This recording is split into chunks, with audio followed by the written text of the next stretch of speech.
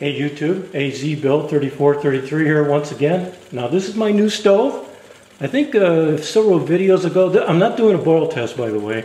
It's probably going to start boiling here in just a second here. But I'm not doing a boil test on this right now. But this is actually a new stove I just made. Several videos ago I showed you I was going to use a fence post cover and cut a portion of it out and use that as a base for a new stove. Well, this is what it is.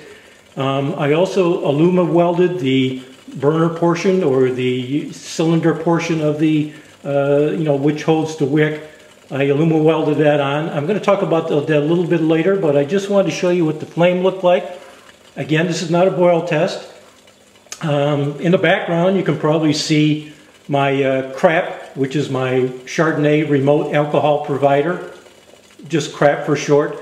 And so I just wanted to let you see. Maybe what I'll do is I'll turn this one light over here off, and you can probably see the flames a little bit better.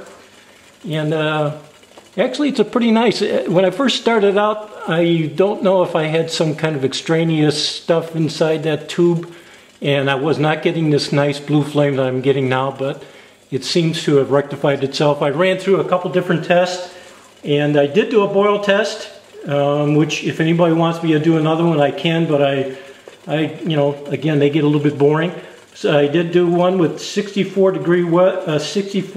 degrees, the weather, not the weather, but the water was.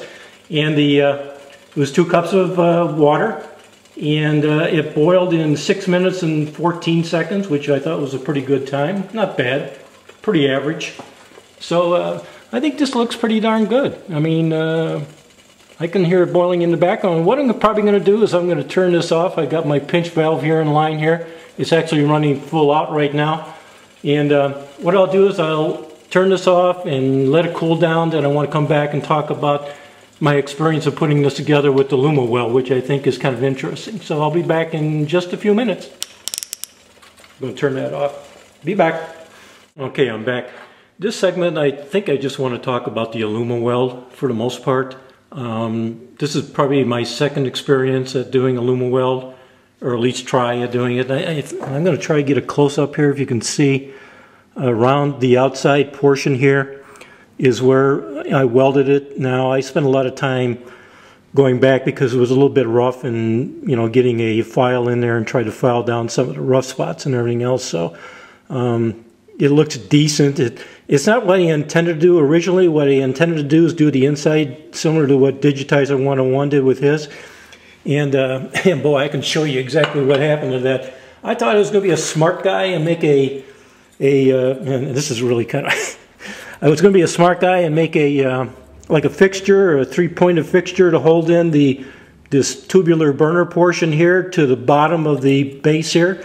Boy, it worked out pretty good in theory. It went together nice and everything else. But what I did is I tried, before I tried to do that, I was going to experiment with doing a test piece and doing the Aluma weld on the inside.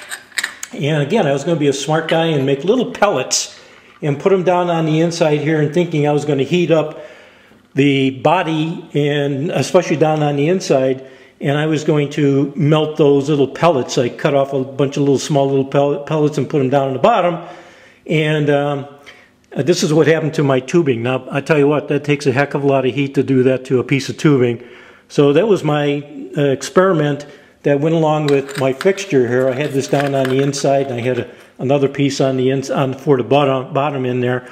And that was my first experience with doing the weld. Again, I am not had experience of doing that.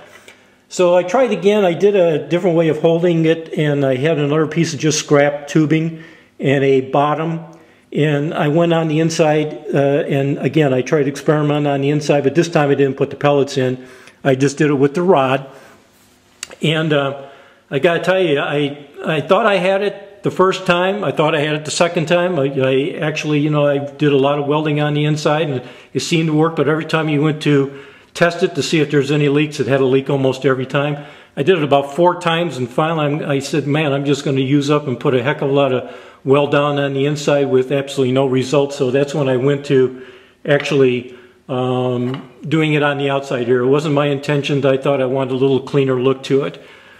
consequently, I also thought about when I put this, even though I drilled and tapped these and threaded the rods and bent them over and wanted to actually thread them in, that wasn't my intention. That was just to give me a decent location so they would stand up. So I was actually going to tack weld those inside, and you can see, I think I actually had a picture.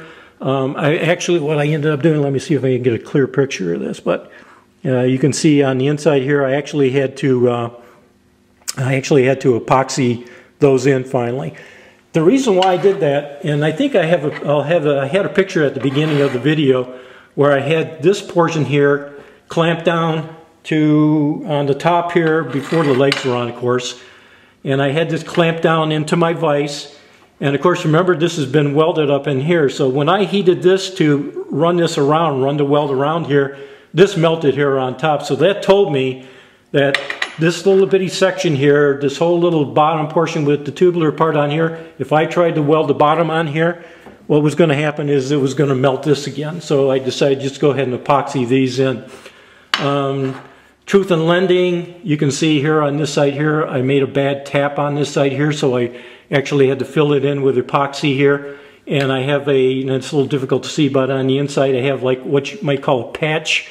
It was just nothing other than tin foil with epoxy, so that the the alcohol wasn't in direct contact with the hole and the epoxy in the hole. So that's my experience with this. It turned out fairly nice. It burns nice. I really do like my C.R.A.P remote here. This is my Chardonnay Remote Alcohol Provider, just C.R.A.P for short.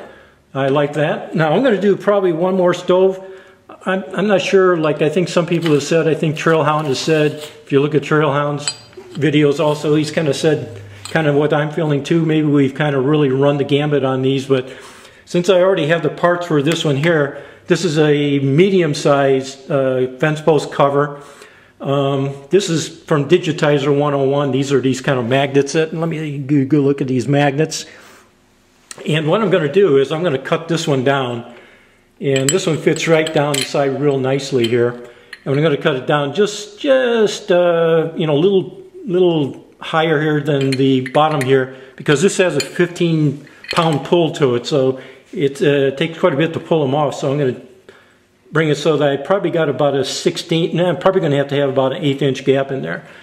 And cut that down, take this off, and put a piece of tubular on top for the burner part. I'm going to do that, and then what's going to happen is I've got one of these. This is an aluminum cover. These are like electrical covers, and I'm going to have to actually put something metal here, something steel here in the center, probably epoxy that on, so that when this goes on here, you'll go like that. This will actually be inside here and connected because there'll be a screw going through here, and put that together like that, and with the stove on here like that, and put a couple, I think at least, I may put the 4 legs since I already got the 2 holes here, put 4 legs in for a bigger pot.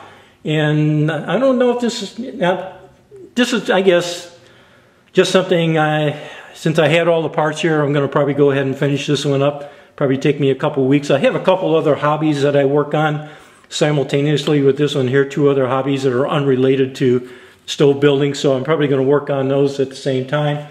So anyway, I hope you enjoyed this video. I hope if you want to go out and get yourself one of these, this is something I showed previously, a Walmart. These are just kind of the ones you see walking down the aisle, and they're about $1.25 for these wine bottles. And make yourself a C.R.A.P, and that'll work out real well. Works out well for me. Anyway, thanks for watching.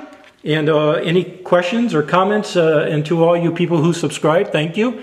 Until next time, thanks for watching.